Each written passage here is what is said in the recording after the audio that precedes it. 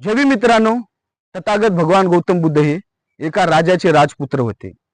त्याच्या शेतामध्ये हजार नांगर चलायचे आणि ते हजार नांगर तेही सोन्याचे असायचे. आज सुद्धा आपण पाहिलं तर 20 देशाचा राजधर्म हा बुद्ध धर्म आहे. 150 करोडहून जास्त लोक हे बुद्धिझमला मानतात, फॉलो करतात. पण त्यात तथागत भगवान गौतम बुद्धाला भारताच्या आडानचोट लोकांनी डेकोरेशनचं सामान केलेलं आहे. कोणत्याही लग्न समारंभामध्ये जा, तथागत भगवान गौतम बुद्धाची मूर्ती आपण मंगल कार्यालयाच्या बाहेर ठेवून त्याचा अपमान करायला, एक प्रकारचा त्याचा विटंबना करायला. घरामध्ये प्रवेश करत असताना जिथे लोक चपल्या ठेवतात तिथे दारामध्ये भगवंताची मूर्ती आपण ठेवायला, मूर्तीचं काय चित्र बनवायला. म्हणजे एकंदरीत ज्या तथागत भगवान गौतम बुद्धाचा संपूर्ण जग आदर करते, त्याच भारत भूमीतून जिथून बुद्ध निघाला तिथे आपण त्याचा अपमान करत आहोत. मुळामध्ये मित्रांनो, गौतम बुद्ध हे काय डेकोरेशनचं सामान नसून ते आपल्या आस्थेचं हे आहे, केंद्र आहे. ते आपल्या श्रद्धेचं केंद्र आहे. म्हणून बुद्धाचा आपण आदर केला पाहिजे.